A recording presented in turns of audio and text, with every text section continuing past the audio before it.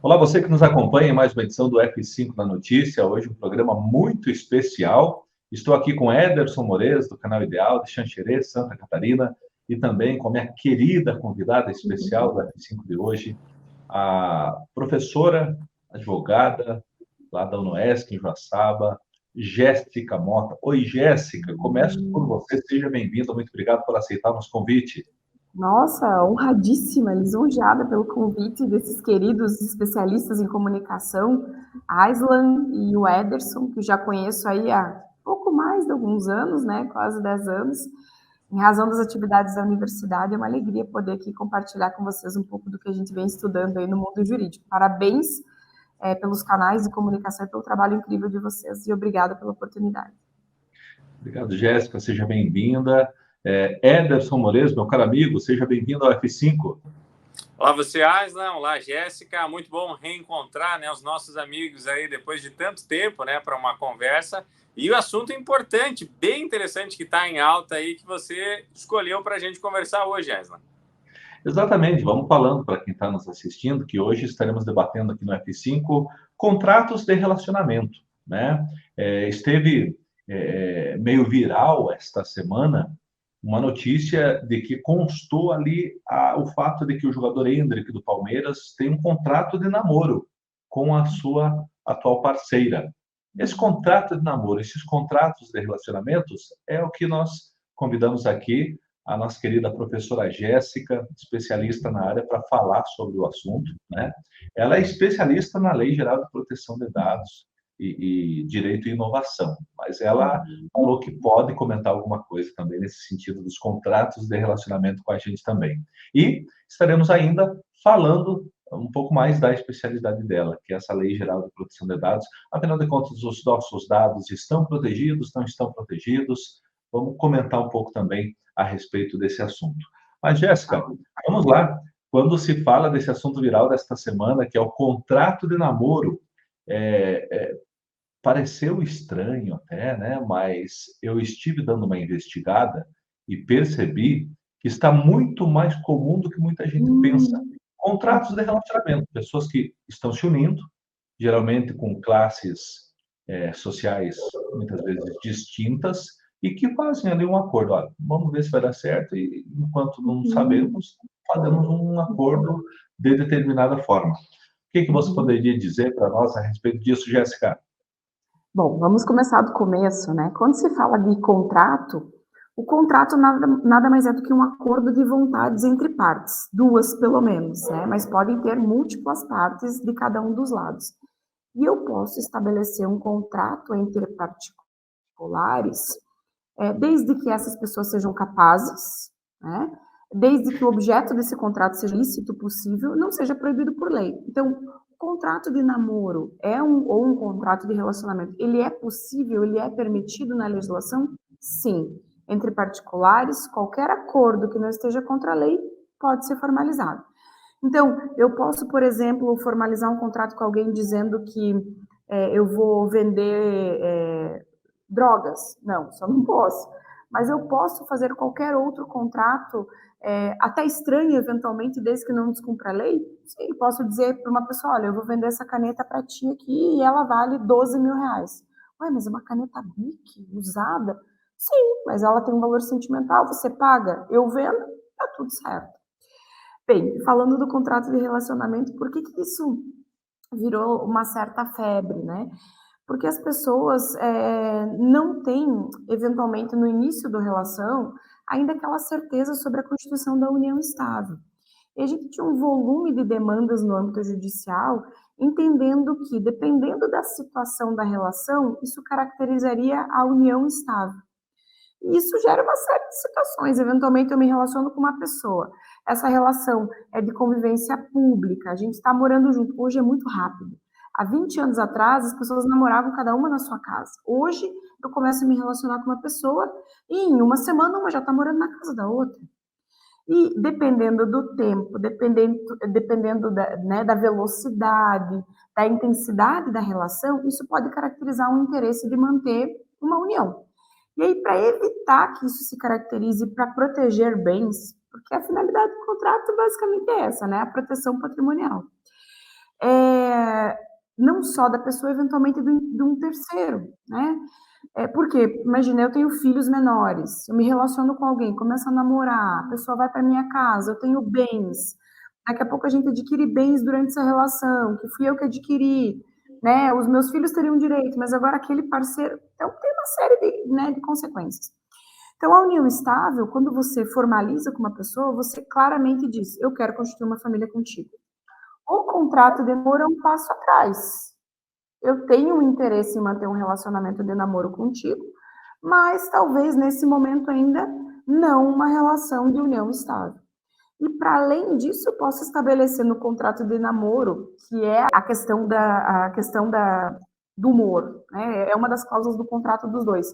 Não pode ter alteração de humor, tem que ter manifestação de afetos recorrentes, a questão da lealdade, da traição, a questão financeira, presentes, pagamento das contas, tudo isso pode ficar consignado nesse contrato de namoro. E um contrato nada mais é que um acordo em que as partes dizem, eu quero isso, você quer isso, a gente aceita, concorda? Sim. Se alguém descumprir, tem consequência? Tem consequência. Concorda? Qual que é a consequência? É uma multa? É o fim do relacionamento? Então, tudo isso fica definido no contrato. E aí fica mais fácil para a relação continuar, porque o combinado não sai caro, né? Então, se você sabia que eu queria que você me dissesse todo dia que me ama 3 vezes por dia, e você não está dizendo, tem uma penalidade. Se eu te falei que não queria que você curtisse fotos de meninas no Instagram, e que a multa seria X, uma joia, um sapato, e que em caso de traição, né, isso tudo fica combinado antes. E quando existe uma divergência na relação patrimonial, também isso é comum, né? E em especial para pessoas públicas. Tu imagina uma pessoa de muita relevância pública sofrer uma traição, né? Então isso pode gerar uma série de consequências, dependendo da atividade profissional também da pessoa. Então, esse é o objetivo do contrato, ele é possível e sim, ele existe. E mais do que a gente imagina por aí. Ederson, meu caro amigo, eu vi que brilhou os teus olhos aí com muitas dúvidas. Fica à vontade. Não, na verdade, esse é um caso que realmente chama atenção, e em específico ele acabou ganhando destaque maior porque o Endrick já chama atenção, né, desde cedo, né, com a categoria dele no futebol, mas o extracampo também acaba ganhando destaque. E ele tem se destacado por ser muito bem assessorado, primeiro pela família, se mostra muito bem amparado no aspecto de organização, o que eu preciso respeitar, o que eu preciso levar em consideração. Tem pais e mães muito presentes, e aí ele já mostra um passo a mais. Eu não sei se foi ele que propôs, eu não acompanhei, não foi a fundo se foi ele que pediu, se foi ela, talvez até foi ela que pediu esse contrato, enfim, mas mostra que realmente é tudo muito organizado na vida dele, né? Tanto essa questão da transferência para um clube como o Real Madrid, o principal clube de futebol do mundo, aí você vai, já organiza essa questão do relacionamento, porque ganhou as redes sociais também o fato de a mãe dele talvez não gostar tanto assim dela, de ela não estar tão satisfeita com uma mudança para a Espanha, aí cria toda uma situação. Então, num primeiro momento, se você me dissesse assim, cara, o que você acha desse assunto? Eu iria dizer, pelo amor de Deus, não precisa, né? É só um namoro. Mas ouvindo toda essa explicação que a Jéssica deu, faz sentido, né? Faz sentido, porque quem tem um patrimônio diferente, quem tem uma estrutura, uma condição diferente, às vezes vai ter que proteger. Por um outro lado, tem essa questão da exposição também. Então, uma série de fatores que fazem a pessoa pensar 2 vezes antes de agir. Porque cá para nós, quando vai para o papel, quando materializa um negócio, parece que ganha um outro tom, ganha uma seriedade maior. Então, nesse aspecto, eu já vou ajustando a minha visão aqui. Eu só estou preocupado com a gurizadinha de 13, 14 anos, andando na escola já com o papel aqui, olha só, se quiser, a partir de agora é assim, você paga o lanche no recreio e tal, né? Não, o que eu estou ficando feliz é que provavelmente a gente não vai sofrer com esse tipo de coisa, né? Depois a Jéssica pode falar também se nesse caminho surgirem dívidas, né? Se essa dívida também pode entrar na discussão. Mas, Jéssica, nos corrija, por favor, porque popularmente a gente ouve muito aquela questão de, ficou junto 6 meses, já tem direito à metade. Eu estou trazendo para você o que as ruas falam. Eu gostaria que você comentasse disso, porque na explicação tua, tudo que é combinado e assinado por ambas as partes tem a sua validade, né? Claro, com Independente, talvez, certeza. até de tempo. Mas quando o pessoal popularmente fala que existe um tempo para a partir daquilo, mesmo que era só tua namoradinha, já pode te Uhum. incomodar, o que que você diria a respeito? É um tal de terminar o relacionamento depois de 5 meses e 29 dias, né, para não configurar. Na verdade, assim, primeira ressalva, os contratos, eles não precisam necessariamente ser escritos, a não ser que a lei obrigue que aquela situação tenha um contrato formal ou requisitos formais. Então, contratos verbais podem ser aceitos? Sim. Qual que é a dificuldade ainda do fio do bigode, né? É a prova. Eu consegui comprovar que o Ederson realmente disse que me pagaria 10 mil reais ou 12 mil reais aqui pela minha caneta. Então, por isso a importância da formalização e bem assessorado por um advogado de confiança. Sobre a união estável, o tempo de namoro, a legislação não fala nada sobre isso. Existe um equívoco de que existe uma orientação legal de que se caracteriza a união estável a partir dos 6 meses. Há um tempo atrás, as decisões dos tribunais foram indicando assim que precisaria ter um tempo mínimo, um tempo razoável, mas isso em nenhum momento está descrito na legislação, nem para namoro, nem para união estável, nada do tipo. O que a legislação fala de união estável? Objetivo de convivência pública, reconhecida e de constituição de família. Então, se eu me relaciono com um indivíduo e eu estou com ele publicamente, posto fotos, ele dorme na minha casa, dirige o meu carro, sai comigo, fazemos as coisas juntos reiteradamente, é uma situação. Outra situação, eu fico com o cara, mas não tem nada no meu Instagram, eu não saio publicamente, a gente se relaciona há algum tempo, mas são contas separadas, casas separadas, né? Então, tudo vai depender do caso concreto. Não é o prazo, estou há 6 meses ficando com o indivíduo, caracteriza namoro ou união estável, não. O que vai definir a união estável é o interesse de manter, de estabelecer e constituir família. Já o namoro é uma relação informal, sem esse desejo. E isso pode ficar configurado no contrato, até para evitar que o teu parceiro ou que a tua parceira adiante, depois de um período, diga, não, agora nós temos uma relação de união estável. Não, mas está aqui no contrato de namoro que eu não tinha essa pretensão. Por enquanto é só namoro. Nada impede de o contrato de namoro ser revogado e virar uma união estável, virar, né, um casamento formal, no civil, com regime específico. Mas não existe, respondendo a tua pergunta, um prazo legal, que é a mesma dúvida com relação à pensão alimentícia, por exemplo. Porque é 30% do salário. Isso não está escrito em nenhum lugar, né? O que é pensão alimentícia? Necessidade do alimentado e possibilidade do alimentando. Possibilidade de quem paga e necessidade de quem recebe. Não é 30% do salário? Não. Foi se convencionando valores percentuais em alguns tribunais, em alguns estados, mas nada disso está na lei. Vai depender do caso concreto. O Éder, só agora aproveitando a Jéssica, eu acho importante falar um pouco da especialidade dela, que é a Lei Geral de Proteção de Dados. Não sei se acontece aí com vocês em Xanxerê, mas aqui cada vez mais comum. Tentaram regulamentar a questão do telemarketing, a questão daquelas ligações indesejadas, mas eu vi que foi uma questão de tempo, continua mesmo encheção de saco. As pessoas, sem ter passado seus números, elas continuam recebendo ligações. Do nada, as pessoas vêm te chamando pelo nome. Agora, elas usam números até diferentes, muitas até com o DDD da tua cidade. A aproximação está cada vez maior. E os golpes de venda e de acesso é uma forma incrível, né, como eles conseguem realmente as informações. Quando se trata da Lei Geral de Proteção de Dados, afinal de contas, o que está protegido ao consumidor e o que não está, Jéssica?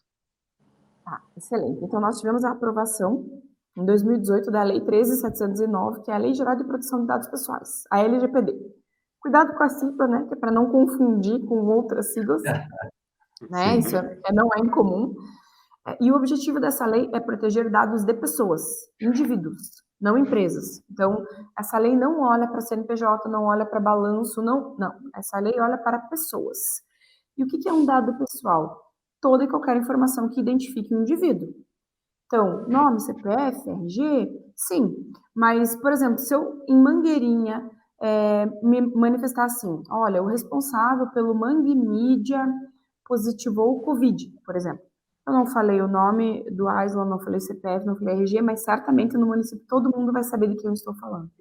Então, dado pessoal é toda e qualquer informação que identifique ou torne o indivíduo identificável. E esse dado, ele pode ser físico ou ele pode ser digital. E essa tua questão é uma questão que está muito em alta, que é em razão da proliferação e do quanto os nossos dados no âmbito digital eles estão expostos, muitas vezes por nós mesmos. Né? Nós voluntariamente postamos informações pessoais a todo o tempo, nas redes sociais, nas buscas que nós fazemos, nos cadastros que nós fazemos em mercado, farmácia.